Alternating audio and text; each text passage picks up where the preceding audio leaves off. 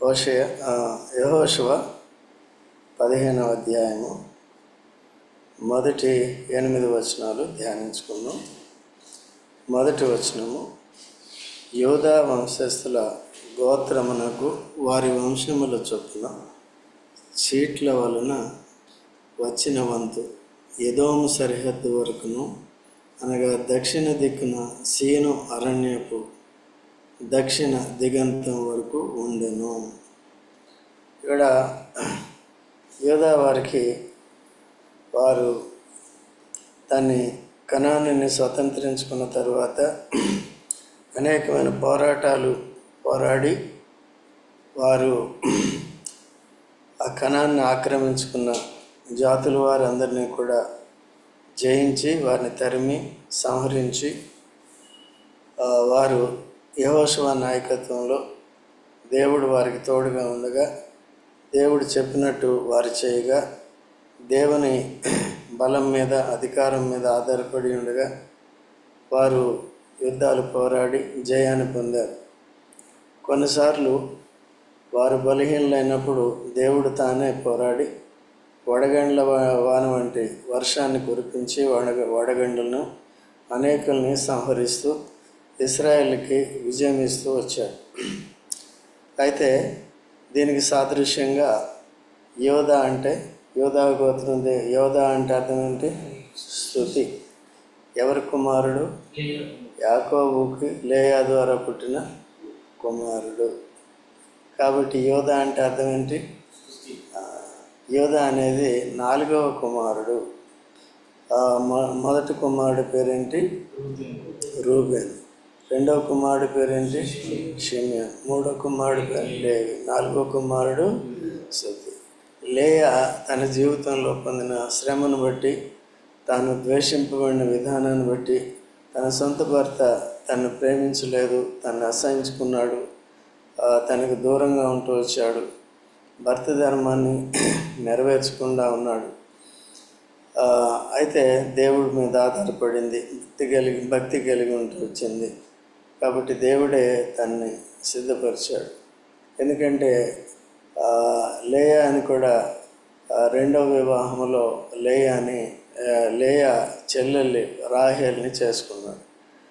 రాహేలు పైకి సుందరవతి, అందంగా ఉంటుంది. బాహ్య రూపాన్ని చూశాడు యాకోబు. దేవుడు ఏం చేశాడంటే ఆంతర్య రూపం కలిగిన, స్వభావం కలిగిన, సుగుణం కలిగిన భార్యను మొట్టమొదటిగా అనుమతించి ఇచ్చాడు. ఎవరికి? యాకోబుకి. దేవుని సేవ చేయాలంటే, దేవుని యందు భయభక్తులు కలిగి ఉండాలంటే బాహ్యమైన వాటిని చూడకూడదు. వెలిచూపును బట్టి, కొత్త నిబంధన ప్రకారం వెలిచూపును బట్టి వెళ్ళకూడదు. దేన్ని బట్టి వెళ్ళాలి? విశ్వాసమును బట్టి వెళ్ళాలి. విశ్వాసమును బట్టి వెళ్ళే వాళ్ళు ఏం చేస్తారంటే ప్రార్థన చేస్తారు, దేవునికి అప్పచెప్తారు. దేవా నీ వేధిస్తే దాన్ని నేను తీసుకుంటాను. అయితే ఒకవేళ బాహ్యానికి దేవుడు ఇచ్చినప్పుడు బాహ్యానికి సుందరంగా కనపడకపోవచ్చు. అయితే ఆంతర్య స్వభావం చాలా ప్రాముఖ్యం. అంతకుముందు చూసుకున్నాం, దావీదుకు కూడా భార్యలు కలిగి ఉన్నారు. అందరి భార్యలు సుగుణాలు కలిగిన వారు కాదు. ఉదాహరణకు సౌలు కుమార్తె మీకాలు గుణవంతురాలు కాదు కదా, ఆమె శాపగ్రస్తురాలైంది.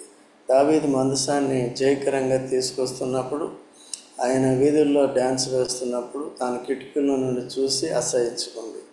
తన ముఖం మీదే చెప్పింది, నువ్వు రాజువై ఉండి ఇలా చేస్తావా వీధుల్లో అని హేళన చేసినప్పుడు దేవుడు ఆ మాట విని తనకి తన గర్భాన్ని మూసివేశాడు. నీ జీవితకాలం అంతా కూడా నీవు గర్భాన్ని ధరించకుందువు, నీకు పిల్లలు పుట్టరు, నీవు గొడ్రాలు అయ్యిందువు అని చెప్పారు. అట్లా మనం కూడా అనేకసార్లు ఈ లోకంలో కూడా, ముఖ్యంగా యవనస్తులు, దేవుని యందు భయభక్తులు కలిగి వెలిచూపును బట్టి వెళ్ళకూడదు. సామాన్యంగా మానవ నైజం ఏంటంటే వెలిచూపును బట్టి బాగుందా వెలిచూపును బట్టి మోసపోయిన వారు ఎవరో చెప్పగలరు? వెలిచూపును బట్టి మోసపోయిన వారు ఎవరో చెప్పగలరు? అమ్మా, సంసోను. ఎవరైనా చెప్పగలరా? ఆన్లైన్లో కానీ ఆఫ్లైన్లో కానీ మోసపోయింది. ఏమంది? కన్నులకు రమ్యమైంది, కన్నులకు రమ్యమైనది. అంటే చూపుకి ఎటువంటిదంటే చాలామంది రమ్య అని పేరు పెట్టుకుంటారు కదా. మనం కూడా అందుకనే అది కోరుకోకూడదు. జీవితాంతము ఉన్నప్పుడు ఎవరైనా సరే మనం ఆత్మీయ సుగుణాలు కలిగినప్పుడు భౌతికమైన విషయాలు చూడం కదా. అయితే ఆ విధంగా హవ్వ ఏం చేసిందంటే సాతాను మాటలకి తాను మోసపోయింది. అసలు తన భర్త మీద తాను మనసు పెట్టుకోవాలి, తన భర్తకి భద్రాలుగా ఉండాలి హవ్వ. అలా దేవునికి భద్రాలుగా ఉండాలి, దేవుని ఆజ్ఞకు భయపడాలి, దేవుని ఆజ్ఞకు లోపడాలి. అటు పోవద్దు, పోతే ఈ నష్టం వస్తుంది, శాపం వస్తుంది, మరణం వస్తుంది. ఎంత చెప్పిన తర్వాత కూడా అంత మొండి ధైర్యము సాహసం చేసిందంటే ఆమెలో ఏ గుణం ఉందండి? ఆమెలో సాతానికి సమీపంగా ఉంది, దేవునికి భర్తకి దూరంగా ఉంది. సో ఇటువంటి పరిస్థితులు లేకుండా జాగ్రత్తగా చూసుకోవాలి. అందుకనే యవనస్తులు కూడా ఊరికే వెలుచూపును బట్టి చూడొద్దు. ఏం చూడొద్దు? ఏది చూడొద్దు. ఏది చూసినా దేన్ని బట్టి వెళ్ళాలి? ప్రార్థన చేసుకోవాలి. ఏదైనా కొనుక్కున్నప్పుడు కానీ, లేదా ఏదైనా చదువుకున్నప్పుడు కానీ, లేదా ఏదైనా జాబ్ సెర్చింగ్లో కానీ ప్రార్థనలో పెట్టాలి. దేవుడు ఏది ఇస్తే అది తీసుకుంటానని కండిషన్ చెప్పు. దాంట్లో మరి చదువుకునేటప్పుడు బీటెక్ చేస్తావా, ఎంటెక్ చేస్తావా, బీపీటీ చేస్తావా, ఎంపీటీ చేస్తావా, ఇవన్నీ ఎవరికి చెప్పాలి? దేవుడు నడిపిస్తాడు. మార్గాన్ని ఏం చేస్తాడు? అది. అయితే ఈనాడు భక్తులైన వారే ఎక్కువ అవ్వవలే బాహ్య సౌందర్యాన్ని చూస్తున్నారు, బయట రూపాన్ని చూస్తున్నారు, వెలుచూపును బట్టి నడుచుకున్నారు. ఇది మంచిదా, ఇది మంచిది కదా, అది మంచిది కదా. అదే మంచిది దేవుని దృష్టిలో. దేవుడు అన్నీ ఏ ఈవులు ఇస్తాడు? శ్రేష్టమైన ఇస్తాడు. చూడండి, యాకోబు పత్రిక 1:17. యాకోబు పత్రిక 1:17 త్వరగా చదవండి. ఎవరైనా ఆన్లైన్ కానీ ఆఫ్లైన్ కానీ ఎవరైనా చదవండి. Every good gift and every perfect gift comes from above. Whatever God gives, it's good and perfect, both spiritually and physically. Okay? The good and perfect gift is Jesus Christ himself. ఆయన ద్వారా ఏమొచ్చింది? చెడ్డవారిని మంచిగా చేశాడు, నరకానికి వెళ్ళవలసిన వారిని పరలోకానికి పాత్రలుగా చేశాడు కదా. ఈ లోకాన్ని ఆశించిన వారిని లోకం నుంచి వేరు చేసి కదా పరిసంబంధమైన వాటిని వైపు చూసేటట్టుగా చేశాడు. మన దృష్టి ఎప్పుడు ఎట్లా ఉంటుంది? పంది ఎప్పుడు బురదను చూస్తుంది కదా, పైకి ఎప్పుడైనా చూస్తుంది. అది దాని షేపే అటువంటిది. మన షేపు స్ట్రైట్గా ఉన్నప్పటికీ పందిలాగా ఎప్పుడు ఇట్లాగే ఉంటుంది. కొన్నిసార్లు మెడ ఉంచుతాం కదా, మెడ ఉంచుతాం. దేవుని దగ్గర ఉంచాలి మెడ, లోకం దగ్గర కాదు. కాబట్టి అలాగా తెలుగులో ఏముంది? శ్రేష్టం అంటే ఇంకేంటండి? హైయెస్ట్ అనమాట, బెస్ట్, ద బెస్ట్. సంపూర్ణమైన ప్రతి వరమును. వరం అంటే అర్థం ఏంటండి? ఫ్రీగా ఇచ్చేది. వరం అంటే ఏంటి? గిఫ్ట్ అంటే అర్థం ఏంటి? ఇట్స్ ఫ్రీ కదా. You need not to pay anything. ఏది కూడా కట్టవలసిన అట్లా ఇస్తాడు. ఓకే. మెటీరియల్ థింగ్స్ అంటే కొనుక్కోవాలి, దానికి ప్రొవిజన్స్ అన్నీ దేవుడు చూపిస్తాడు అన్నమాట. ఆ ప్రొవిజన్ ఉన్నప్పుడే, దేవుడు చూపించినప్పుడే, అన్ని సమకూడి జరిగినప్పుడే ఆ వైపు వెళ్ళాలి. మెటీరియల్ థింగ్స్ అంటే జాగ్రత్తగా ఉండాలి. మెటీరియల్ థింగ్స్లోనే మోసపోతాము. సో మొట్టమొదటిగా యేసుప్రభుని అంగీకరించాలి. యేసుప్రభులో ద్వారా మనకి వరాలు వచ్చినాయి. యేసుప్రభు ద్వారా ఏం వరం వచ్చిందంటే పాపం వల్ల వచ్చే జీతము, అయితే దేవుని కృపావరము మన ప్రభు అయిన యేసుక్రీస్తునందు. That is the best gift. దానికంటే బెస్ట్ గిఫ్ట్ ఏదైనా ఉందా? We have short life. అంతలో కనబడి అంతలో మాయమైపోయే ఆవిరి ఉంటుంది. యోధా గోత్రానికి హద్దులు ఉన్నాయి. అదే మనకి నిత్య జీవానికి ఏమైనా హద్దు ఉందా? ఎన్ని రోజులు బతుకుతావు, ఎన్ని రోజులు బతుకుతావు? బతుకు జీవితానికి హద్దు ఉంది. ఎన్ని రోజులు బతుకుతావు? ఏమో, ఇప్పటికీ 18 ఏళ్ళు బతికినా, ఇంకెన్ని ఏళ్ళు బతుకుతావు? ఇప్పుడు నేను ఇప్పటికి 69 years బతికినా, ఇంకెన్నేళ్ళు బతుకుతావు?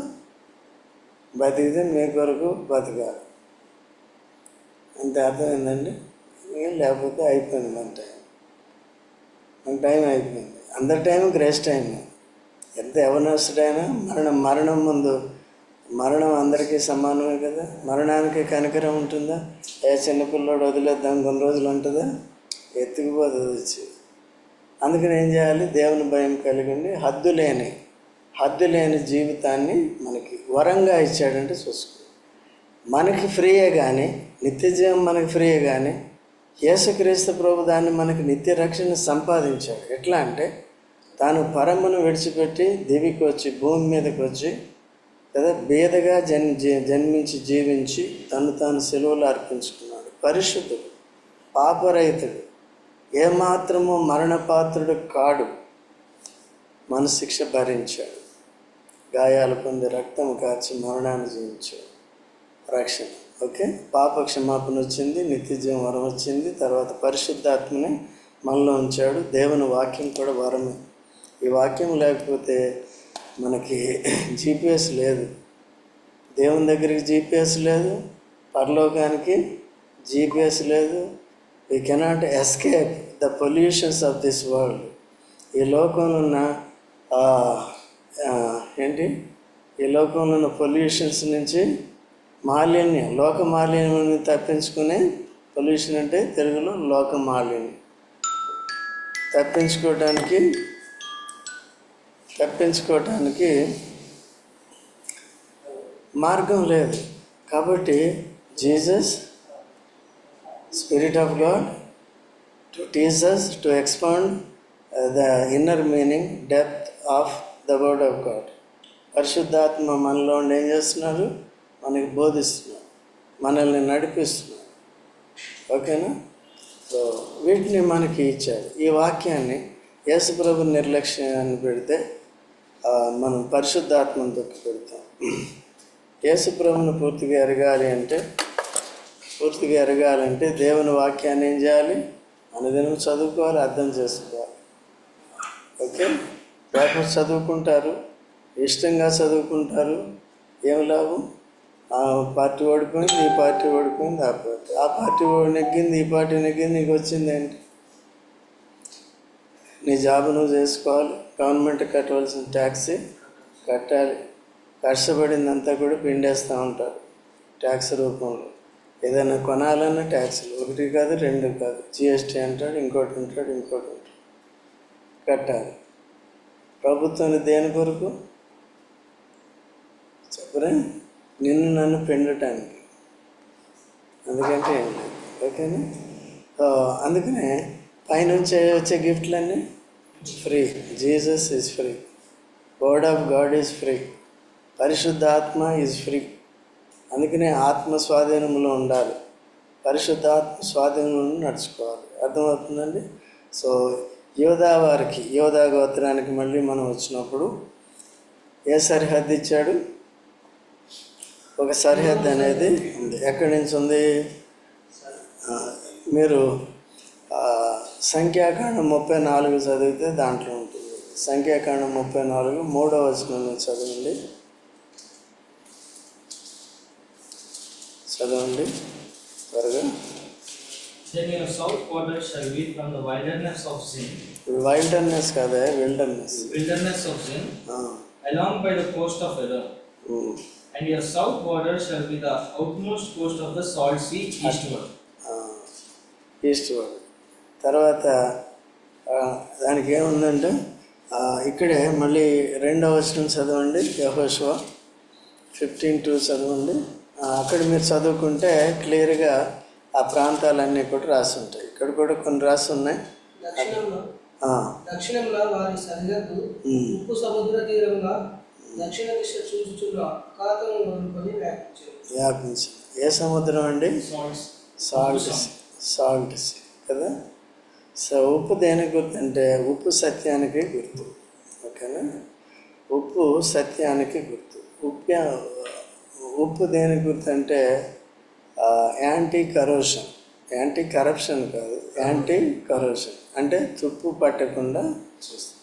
లేకపోతే డికే కాకుండా చూస్తుంది అన్నమాట. ఈ మనకి ఉప్పు, మన పరలోకపు ఉప్పు యేసు ప్రభు, మనకి ఉప్పు దేవుని వాక్యము. సో కాబట్టి ఈ యేసుక్రీస్తు ప్రభు ద్వారా మనకి మన జీవితం కూడా ఏం కావాలి? మనం చనిపోతాం కదా, శరీరం ఏమవుతుంది? డికే అయిపోతుంది కదా. అందుకనే క్రీస్తు యేసులో మనకి ఏమి ఇచ్చాడు? అక్షయమైన స్వాస్థ్యం ఇచ్చాడు. అక్షయం అంటే అర్థం ఏంటి? ఇంగ్లీష్లో ఇన్కరప్టబుల్. ఇప్పుడు ఈ శరీరం చనిపోతుంది కదా, సమాధి చేయబడుతుంది కదా, అది యేసుప్రభు రెండోసారి వచ్చినప్పుడు లేపబడుతుంది కదా. దేంతో లేపబడుతుంది? అంతలో కనబడి అంతలో మాయమైపోయే ఆవిరి వంటి ఈ శరీరము చనిపోయినప్పటికీ కూడా ఏమవుతుంది? అందుకనే చూడండి, యోహాను సువార్త 11:24-25 యేసుప్రభు చెప్పాడు. త్వరగా చదవండి.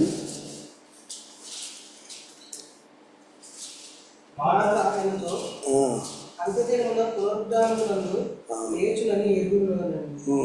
అందుకు యేసు పునరుద్ధానమును జీవమును నేనే, నాయందు విశ్వాసం ఉంచువాడు చనిపోయినను బ్రతుకును, బ్రతికి నాయందు విశ్వాసం ఉంచు ప్రతివాడును ఎన్నటికి. మన స్వాస్థ్యం ఎటువంటిదండి? శరీరాన్ని ఆధారం చేసుకుంటే మరణం వరకే సరిహద్దు. అయితే యేసు ప్రభుని ఆధారం చేసుకుని ఆత్మరక్షణ కలిగి ఉంటే ఆత్మకి సరిహద్దులు లేదు. సరిహద్దులన్నీ చెరిగిపోయినాయి.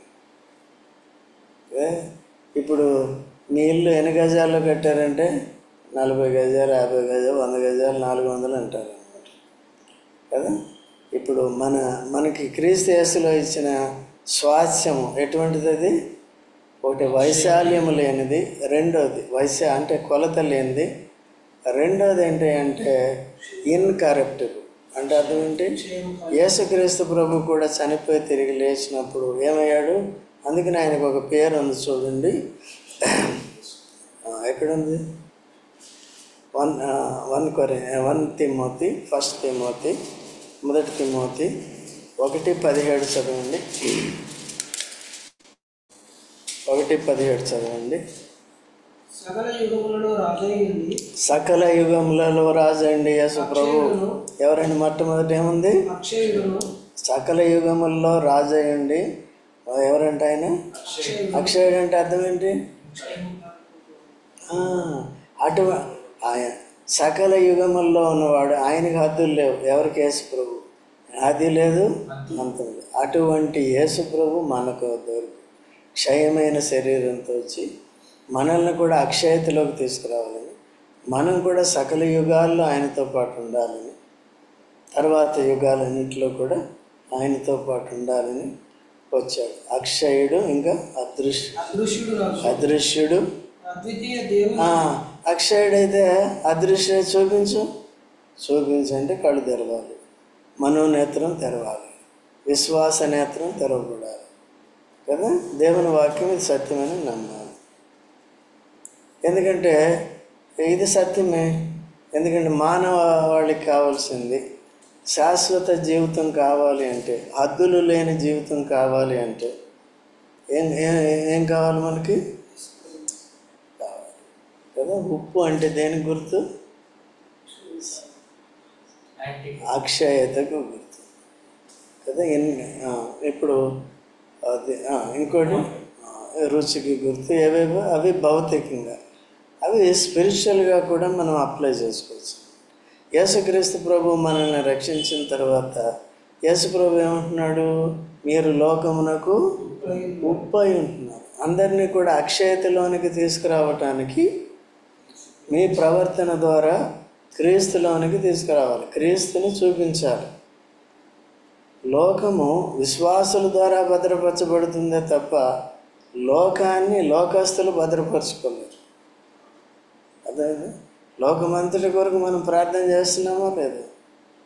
లోకలందరి రక్షణ కొరకు ప్రార్థన చేస్తున్నామా లేదా? ఆనాడు ఐగుప్తులో ఆహారం ఉందంటే ఎవరిని బట్టి ఉంది? యోసేపుని బట్టి ఉంది. అర్థమైందా? ఈనాడు ఎవరైనా సరే లోకంలో ఉన్నవారంతా దైవభక్తిలోనికి రావాలి, విశ్వాసంలోనికి రావాలి, నిత్య జీవాన్ని, హద్దులు లేని జీవితము, పరిశుద్ధ జీవితము, నీతియుక్తమైన జీవితము, నిత్య జీవం పొందాలంటే, పరలోకం నుండి దేవుడి ఉచితంగా ఇచ్చే వరాలని పొందాలంటే పరలోకపు ఉప్పు యేసుక్రీస్తు ప్రభుని. సముద్రం అంత విస్తారమైన వరం ఇది. సముద్రాన్ని కొలవగలమా? It is immeasurable. So such a gift has been given to us. Okay, యోధా గోత్రానికి ఇచ్చిన హద్దులు ఎన్ని ఉన్నాయండి? మీరు చదువుకోండి. అవన్నీ మనకు పెద్ద ఇంపార్టెంట్ కాదు. దీన్ని మనం తర్జుమా చేసుకోవాలి నూతన నిబంధనలోకి. నూతన నిబంధనలో మనకి ఎట్లా ఇది వర్తిస్తుంది. ఇది స్పిరిచువల్గా వర్తిస్తుంది, అది భౌతికంగా. ఇంకోటి, యోధ స్తుతికి గుర్తు అన్నమాట. ఇన్ని మేళ్ళు పొందిన తర్వాత, యేసు ప్రభుని అంగీకరించి ఇన్ని మేళ్ళు పొందిన తర్వాత, లేఖనాల్ని దినదినము నేర్చుకుంటూ ద్వారా దీంట్లో ఉన్న గూఢమైన సంగతులను తెలియజేస్తూ, బుద్ధిహీనులు కాకుండా శరీరానుసారంగా ప్రవర్తించక, వెళ్ళు చూపును బట్టి నడుచుకుని మోసపోకుండా అవ్వవలే, ఆదాము వలె, ఇతరుల వలె కదా. ఇప్పుడు చెప్పావు కదా, సంసోను మోసపోయాడు కదా. ఆయన లోపలున్న దుర్గుణం అది, కానీ లోపలున్న దుర్గుణం. లేకపోతే స్వబుద్ధిని ఎక్కువ ఆధారం. ఎందుకంటే ఆయనకి ఏముందండి? కండబలం. కండబలం ఆధారం చేసుకున్నాడు, ఆత్మబలాన్ని ఆధారం చేసుకోలేదు. దేవుడు ఏమిస్తాడు? ఆత్మ. కండబలం పరిమితమైంది, ఆత్మబలం అపరిమితమైంది. జీసస్ హోలీ స్పిరిట్ అంటే when Jesus was there, he was limited in presence. ఎక్కడుంటే అక్కడే కనపడాలి. అయితే in holy spirit is unlimited presence of Jesus Christ. ఇప్పుడు ఎక్కడుంటాడు? నమ్మిన వారందరి హృదయాల్లో ఉంటాడు. ఈ వర్క్స్ ఎవ్రీవేర్ అనమాట. యేసుప్రభు శరీరధారిగా ఉన్నప్పుడు దట్ ఈస్ ద రీజన్ ఈ సెంట్. అందుకని పరిశుద్ధాత్మను పంపి పొందే వరకు అక్కడ ఉండండి, అప్పుడు సర్వలోకానికి వెళ్ళండి. మీ హద్దేది? భూమి మీద మనకి వాళ్ళకి శిష్యులకి ఇచ్చిన పరిచర్య హద్దేది? భూదిగంతాలకి వెళ్ళి సువార్త చెప్పండి. Starting from Jerusalem, Judea, Samaria, ends of the earth and ends of the earth. Central place ఏది? Jerusalem was central place, pivotal place. There you should start your ministry. So పరిచర్యలో కూడా మనకి అటువంటి. ఇప్పుడు ప్రార్థన చేయమని చెప్పాడండి. మనం ఉప్పు కదా, లోకానికి మన సరిహద్దు ఏది? ప్రార్థన ఎక్కడి వరకు చేయొచ్చు మనం? జాన్సన్ ఇంతేనా? లేపో భూదిగంతాల వరకు. అమెరికాలో ఉన్న వాళ్ళని రక్షించు, లేకపోతే అక్కడ వాళ్ళని రక్షించు. వాళ్ళ దగ్గర చేసేటప్పుడు చేస్తాం కదా, ఏమని చేస్తాం? ఆసియా, ఐరోపా, ఉత్తర అమెరికా, దక్షిణ అమెరికా, ఆస్ట్రియా అంటే ఇంకేదైనా మిగిలిందా? అక్కడ వరకు వెళ్ళిపోయాం అందరూ. So this is unlimited ministry that has been given to us in Christ Jesus. యేసు ప్రభువులో మనకు అది ఇచ్చినాడు. ఇవన్నీ మనం గుర్తించాలి. బట్ మన అన్ని లిమిట్. అంతే, నేను రాను, నేను మీటింగ్ రాను, నేను వాక్యం చదవను, నేను ఆరాధన చేయను, ప్రార్థన చేయను కదా. ఏం వరాలు పొందాం మనం? అన్లిమిటెడ్ వరాలు పొందాం. ఏం చేసుకుంటాం మనం? We are limiting. Are we wise people? John, at least let us become wise when he speaks to us and expounds all these things. ఇవన్నీ మనకు తెలియజేసిన తర్వాత మనం ఏం చేయాలి? తెలివిమంతులు కావాలి. ఓకేనా? ఏం సాత్విక్ ఇక్కడ ఉన్నావా? గౌతీలో ఉన్నావా కదా? ఎక్కడ మన లిమిట్ ఎక్కడుందండి? అక్కడ. ఇప్పుడు రండి, యెహోషువ 15వ అధ్యాయం 8వ వచనానికి రండి. ఆ సరిహద్దు మడమట బెన్హిన్నోము లోయ మార్గంగా దక్షిణ దిక్కున యెబూసీయుల దేశం వరకు, అనగా యెరూషలేము వరకు లెక్కెను. ఆ సరిహద్దు పడమట హిన్నోము లోయకు ఎదురుగానున్న కొండ నడిపొప్పు వరకు వ్యాపించింది. అది ఉత్తర దిక్కున రెఫాయీల లోయ తుదనున్నది. ఎక్కడి నుంచి వచ్చిందండి? లోయ వరకు వచ్చింది. లోయ దేనికి గుర్తుగా ఉంది అంటే ఒకటి దీనత్వానికి గుర్తుగా ఉందన్నమాట. విన్నారా? ఎక్కడ ఏం చెప్పాను? ఏం లోయలో ఇక్కడ ఉన్నాయి కదా, రెఫాయిలో యెరూషలేము మీదుగా యెరూషలేమునకు వెళ్ళాను కదా. యెరూషలేము అంటే అర్థం ఏంటి? యెరూషలేము అంటే అర్థం ఏంటి తెలుసా ఎవరికన్నా? ఎరు అంటే పట్టణము, షాలేం అంటే సమాధానం. షాలేం అంటే షాలోం అంటారు కదా. షాలేం అంటే అర్థం ఏంటి? షాలోం అనేది హెబ్రీ శబ్దం అది కదా. దాన్ని ట్రాన్స్లిటరేషన్లో ఏమొచ్చింది? జెరూసలేం అని వచ్చింది. ట్రాన్స్లిటరేషన్ అంటారు దాన్ని. జెరూసలేం అని మనం తెలుగులోకి మారిస్తే జే ఏమవుతుందండి? ఏ అవుతుంది, వై అవుతుంది. ఓకే. షాలేం అంటే అర్థం ఏంటి? షాలేము రాజానే ఉంది బైబిల్లో కూడా, షాలేం రాజు. కాబట్టి షాలేం అంటే అర్థం ఏంటి? సమాధానం. ఎరు అంటే అర్థం ఏంటి? పట్టణం. యెరూషలేం అంటే అర్థం ఏంటి? మరుంది అక్కడ సమాధానం కదా. అందుకనే క్రిస్టియన్ అంటే నీకు సమాధానం ఉండదు. క్రిస్టియన్ అంటే నీ లైఫ్ అన్లిమిటెడ్ అవ్వదు కదా, నీ మినిస్ట్రీ అన్లిమిటెడ్ అవ్వదు. ఏం కావాలి? దానికి నువ్వు అప్పగించుకోవాలి. నేనేం చేయాలి? అప్పగించు. ఇది ఎక్కడుందంటే, ఎక్కడి వరకు వచ్చిందంటే వీరి సరిహద్దు చివరికి లోయ, రెఫాయిల లోయ. లోయ దేనికి గుర్తుంటే దీనత్వానికి గుర్తు. యేసుక్రీస్తు ప్రభు దీనుడే. లోయలోకి వచ్చాడా లేదా? పరలోకం ఎక్కడా? భూమి. పరలోకం మూడో ఆకాశం. అంటే ఈ ఆకాశమే గొప్ప. చాలామంది లోకంలో నీకు ఆపర్చునిటీస్ ఆకాశమే హద్దురా అంటారు. నువ్వు చదువుకుంటావా? చదువుకి ఎంత లిమిట్ ఉంది ఈ లోకంలో? సత్యదాకా చదువుకోవచ్చు అంతే. సావు లిమిట్. ఆకాశం అని ఉరికాట్లు. ఆకాశ మహాకాశములు పట్టజానంత గొప్ప దేవుడు. మహాకాశములు ఉంటాడు ఆయన. అంటే మొదటి ఆకాశము, రెండో ఆకాశము, మూడో. అపోస్తలుడైన పౌలు వెళ్ళాడా లేదా? అది 2 కొరింథీ 12 మొదటిలో ఉంటుంది అన్నమాట. మొదటి 2 వచనాల్లో ఉంటుంది. ఆకాశాలన్నీ ఆ మూడో ఆకాశం నుండి దిగి వచ్చి నరుడిగా జన్మించాడు. బీద అంటే లోయకే గుర్తు అన్నమాట. పశువుల తొట్టిలో ఎవరండి? సృష్టికర్త, సింహాసనాసీనుడు, అత్యున్నతమైన సింహాసనం మీద ఆసీనుడైన వాడు, నిరంతరము దూతల చేత స్తుతింపబడుతున్నవాడు ఎక్కడ పుట్టాడు? పశువుల తొట్టిలో ఆయనకు ఆరాధన జరిగిందా లేదా? అదే. మరి మనం ఆరాధన చేయాలి వద్దా? లేకపోతే ఏం చేసినట్టు? ఆయన కూడా మనం వదిలేసినట్టే, ఆయన కూడా పడేసినట్టే. ఆ వరమును సరిగ్గా స్వీకరించినట్టు కాదు. అందుకని యోధ అంటే రెండో అర్థం ఏంటండి? స్తుతి అన్నాం కదా. స్తుతించాలంటే వద్దా? ఇప్పుడు యేసు ప్రభు ద్వారా, యేసు ప్రభు ఏ గోత్రం? యోధా గోత్రం. యోధా గోత్రం. మనం యేసు ప్రభు నమ్ముకున్న మనం ఏ గోత్రం? యోధా. యోధా అంటే అర్థం ఏంటి? స్తుతి చేస్తున్నామా లేదా? దీనిలో అవుతున్నామా లేదా? దీనిలో. యేసు ప్రభు ఏమయ్యాడు?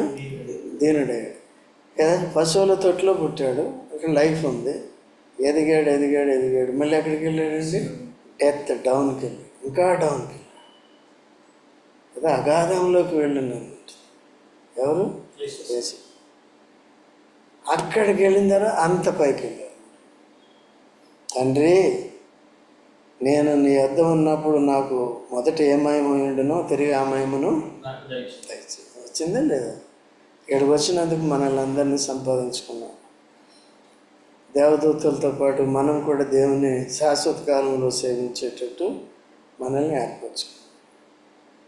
కాబట్టి ఈ లోకంలో యేసుని నమ్ముకున్న వాళ్ళంతా గర్వించడానికి వీలు లేదు. ఎప్పుడు కూడా విధేయులు అవుతారు. ఫిజికల్ విషయాల కొరకు కాదు, ఇది ఆత్మీయ విషయాల కొరకు మొదట విధేయత చూపించాలి. వెలుచూపును బట్టి వెళ్ళకూడదు. ఇది బాగుందిరా, ఇది నచ్చిందిరా. ఈసారి చూసుకోవాలి. మీరు కూరగాయలు కొనుక్కున్నప్పుడే చూసుకుంటారు. ఎందుకంటే లోకంలో మోసం చేస్తారు అవి తినటానికి. పెళ్లి చేసుకున్నప్పుడు కూడా దేవుని సహాయం కావాలా వద్దా? చదువుకున్నప్పుడు దేవుని సహాయం కావాలా వద్దా? ఆలోచించేత. ఎందుకంటే ఇవన్నీ ఎందుకు చేయాలంటే నీకేదో పెద్ద ఎలక్టర్ అయిపోతామని కాదు. అయిపోయి ఏం చేయాలి? అక్కడ కూడా నీకు ఆ జాబ్ కూడా నీకు ఉరిగా ఉండకూడదు. మంచి చెడ్డలు తెలియనిచ్చే వృక్షంలాగా ఉండకూడదు. నిన్ను క్రీస్తు నుండి దూరపరిచేటట్టుగా ఉండకూడదు.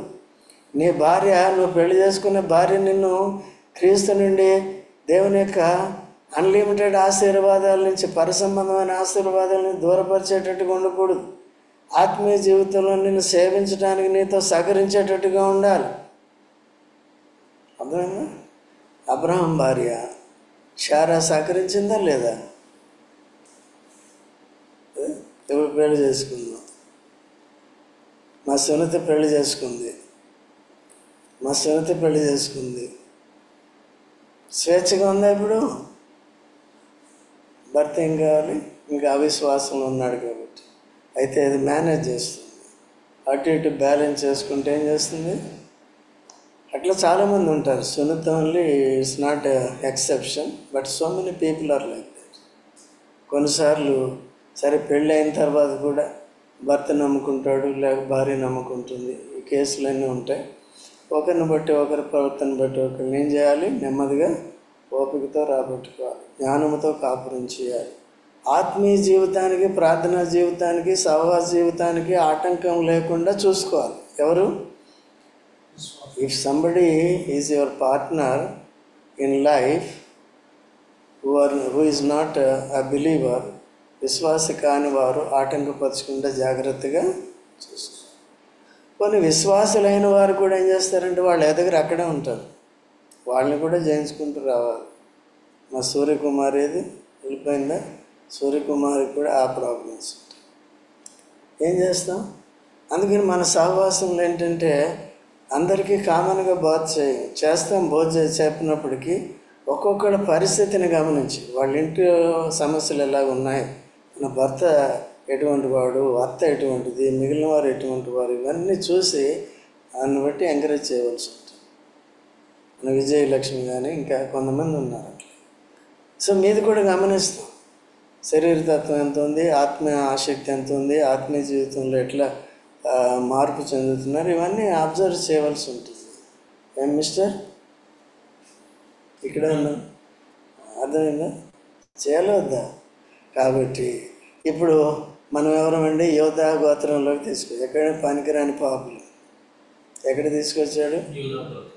ఏ జీవితం? క్రీస్తులో అన్నీ అన్లిమిటెడ్ వచ్చినాయా లేదా? ఏమొచ్చినాయి?